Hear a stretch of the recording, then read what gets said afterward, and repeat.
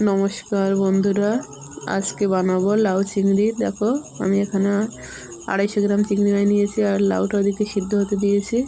চিংড়ি মাছগুলো ভালোভাবে কেটে ধুয়ে ফেলেছি। এবার কড়াইতে তেল দেব। তেলটা গরম হয়ে এলে চিংড়ি মাছগুলো ভেজে নেব লাল লাল করে।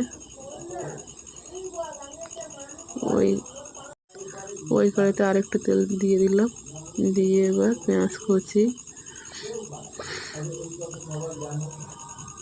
দিয়ে দিলাম, দিয়ে তেজপাতা একসাথে ভেজে নেব। সব মশলাগুলো একে একে দিয়ে দেবো। একটু কালো জিরে দিয়ে দিলাম।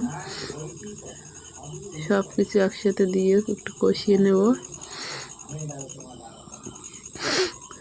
কষানো প্রায় হয়ে এসছে বন্ধুরা, দেখো। এবার লাউগুলোতে দিয়ে দেব, দিয়ে ভালো করে নেড়ে চেড়ে একটু হলুদ দিয়ে দিলাম। এবার লাউটাকে 5 মিনিট ভালোভাবে কষিয়ে নেব মশলাগুলোর সাথে।